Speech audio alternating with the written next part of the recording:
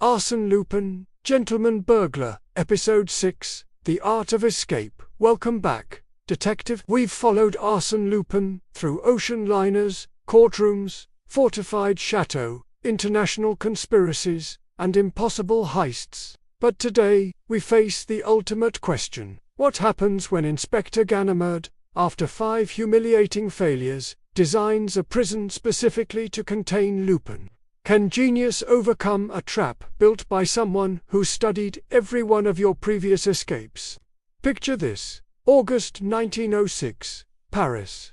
After the diamond bracelet incident, public pressure forces the police to act decisively. Ganimard proposes something unprecedented, not just catching Lupin, but creating a prison cell so secure, so meticulously designed, that escape becomes genuinely impossible. "Give me 3 months," Ganimard tells his superiors, "and I'll build a cage that will finally hold this bird." The trap is set through an elaborate sting operation.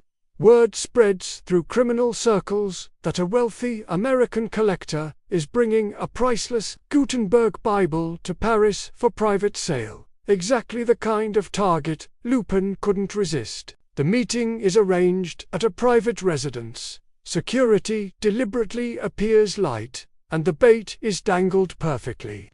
Lupin, of course, takes it. But this time, 50 hidden officers surround the building. Ganimard himself leads the raid, and after a brief but spectacular chase across Paris rooftops, Lupin is finally captured, genuinely captured. No smile this time, clearly caught off guard by the overwhelming force. "Well played, Inspector," Lupin admits as the handcuffs click shut. "I underestimated you." Think about this moment, Detective. We've seen Lupin captured before, but he was always in control, always planning his next move. This time feels different. His surprise seems genuine, his situation desperate. Or is this exactly what he wants us to believe? Ganimard takes no chances with transportation. Lupin is moved in an armored police wagon, surrounded by outriders, to a secret location, not a regular prison but a specially prepared cell in an abandoned fortress outside Paris. "I've studied every one of your escapes," Ganimard tells him during the journey. The ventilation shaft at Santi prison, the disguised lawyer, the fishing line at the bank. This cell addresses every method you've ever used. When I'm permitted to visit as an observer, Ganimard wants witnesses to his triumph. What I see is truly extraordinary.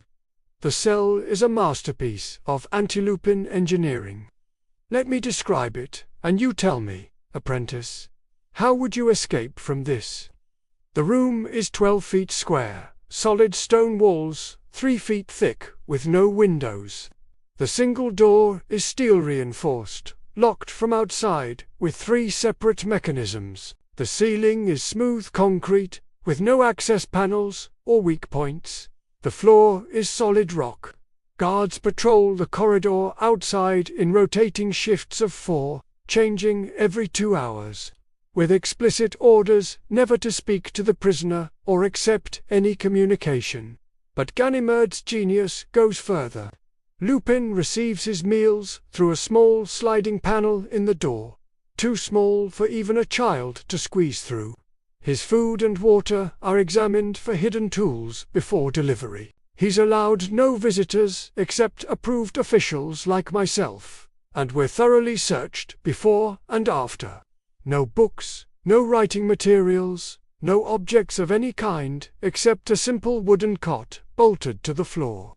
Notice the lack of anything he could use as a tool, Ganimard explains proudly. No metal bed frame to bend into lockpicks, no loose stones to hide messages, no guards to bribe or manipulate. I've removed every variable that allowed his previous escapes.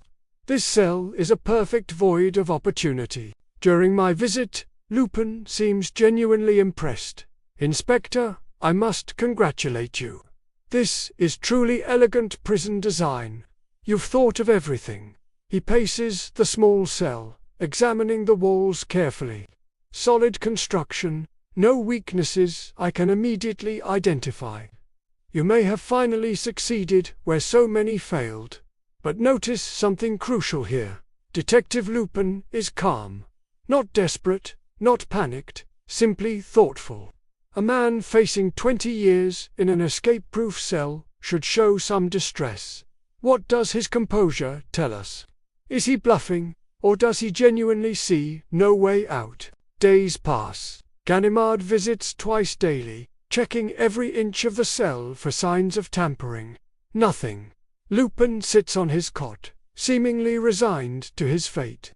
The newspapers celebrate Lupin finally contained, Ganimard's masterpiece of prison design. The inspector becomes a hero, praised for his innovative approach to containing France's most notorious criminal. 2 weeks into the imprisonment, something unexpected happens. Lupin requests a meeting with me, claiming he has information about other criminals he's willing to share in exchange for better conditions. Ganimard approves, confident his security cannot be breached. When I arrive for this meeting, Lupin's first words shock me. "I'm escaping tonight at midnight. I wanted to give you advance notice so you could witness it." "That's impossible," I respond automatically. "This cell is perfect. Ganimard has thought of everything." Lupin's smile is gentle, almost pitying. My dear friend, Ganimard has indeed thought of everything he could imagine.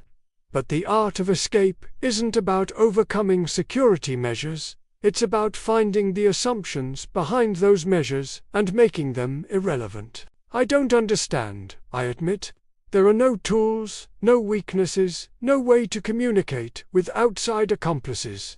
What assumption could you possibly exploit? Lupin leans forward, his voice dropping to barely a whisper. The assumption that I've been imprisoned for 2 weeks. Think about this carefully, detective. What does he mean? We've all seen him in this cell multiple times over 14 days. Guards confirm he's been here continuously. There's no ventilation shaft, no secret passage. So what is he suggesting? That evening, I'm present when Ganimard makes his final inspection before retiring for the night. Everything is perfect. Lupin sits on his cot. The cell shows no signs of tampering. All 3 locks are secure. "Sleep well, Inspector," Lupin calls out cheerfully. "You've earned your rest after such brilliant work." At precisely midnight, alarms suddenly shriek throughout the fortress. Guards rush to Lupin's cell and find it empty. The door remains locked, with all 3 mechanisms engaged. The walls, floor, and ceiling show no damage. It's as if Lupin simply vanished into thin air. Ganimard nearly has a breakdown. "Impossible, impossible. I checked everything an hour ago." But here's where the truth emerges, and it's so audacious that even I must admire it. An investigation reveals that the Arsène Lupin imprisoned for the past 2 weeks wasn't Lupin at all. It was one of his accomplices, a master of disguise named Félix Davey, who specialized in impersonation. The real Lupin was never captured. Let me explain the brilliance of this deception. When Ganimard staged his sting operation with the Gutenberg Bible, Lupin suspected a trap. So he sent Davey in his place, knowing the impersonator would be captured. During the rooftop chase, it was Davey who deliberately let himself be caught, acting surprised and defeated to sell the illusion. Why would Lupin do this?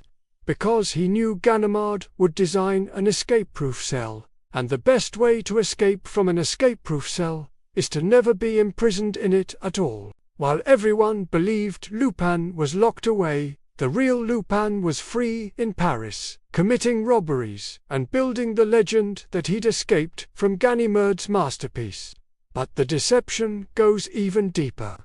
All those visits where Lupin seemed resigned, where he calmly accepted his fate, Davey was studying the cell's design, memorizing guard schedules, preparing for the actual escape. At midnight, Davey used a technique Lupin had taught him.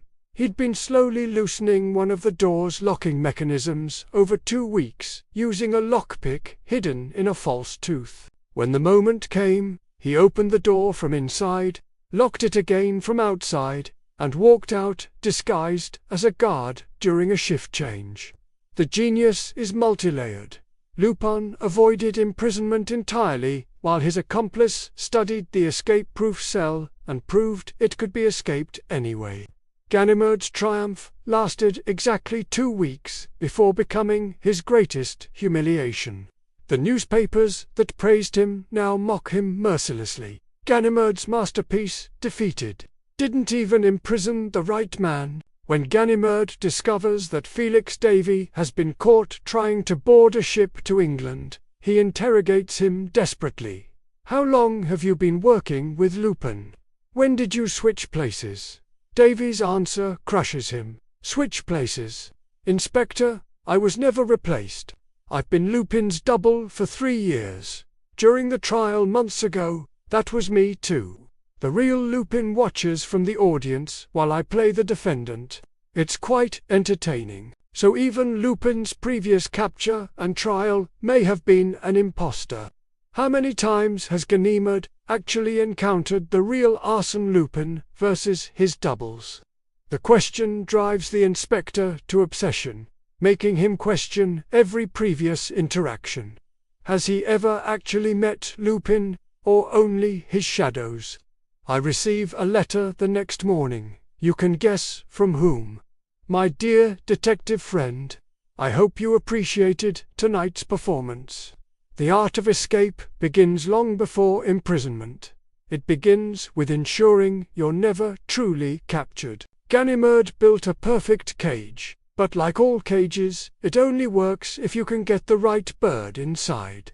Thank you for being such an attentive witness to what will surely become my most legendary escape. Your friend in freedom, Arsène Lupin. P.S. The Gutenberg Bible was fake anyway. Did you really think I wouldn't research the bait? So tell me, apprentice detective, at what point should we have realized the captured Lupin was an imposter? Were there signs during those visits that something was off? And most profoundly, what does it mean to escape from a prison you were never truly in? Is it an escape at all, or something more? A perfect illusion that transforms the hunter into the hunted? This case reveals perhaps the deepest truth about Arsène Lupin. His greatest skill isn't picking locks or cracking safes, but manipulating perception itself. He doesn't break out of prisons. He makes people believe he was imprisoned when he was always free. He doesn't overcome security. He makes security irrelevant by reframing the entire situation. Inspector Ganimard requests a 6-month leave to recover from nervous exhaustion. The fortress prison is closed and dismantled. Its revolutionary design, now a monument to failure. Félix Davey is imprisoned in a regular facility, but escapes 3 weeks later using the very techniques Ganimard's design was meant to prevent. And Arsène Lupin continues his adventures across Europe, now accompanied by the legend that he can escape from anything, even prisons he was never actually in. The newspapers publish theoretical essays about Lupin's escape methods, each more fantastical than the last. Some claim he has supernatural powers, others suggest he's actually multiple people working in coordination. The truth that he simply avoided capture while letting everyone believe otherwise is somehow more impressive than any supernatural explanation. As we conclude this first season of our journey with Arsène Lupin, consider what we've learned. He's not just a thief, but an artist of deception, whose canvas is reality itself. He steals jewels, yes, but more importantly, he steals certainty, making people question what they've seen with their own eyes.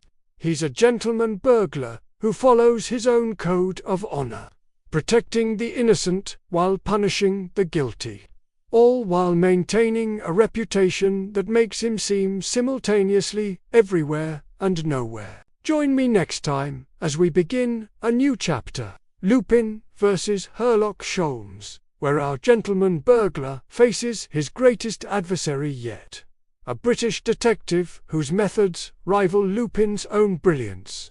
When the world's greatest thief meets the world's greatest detective, who will emerge victorious? The game, as they say, is afoot.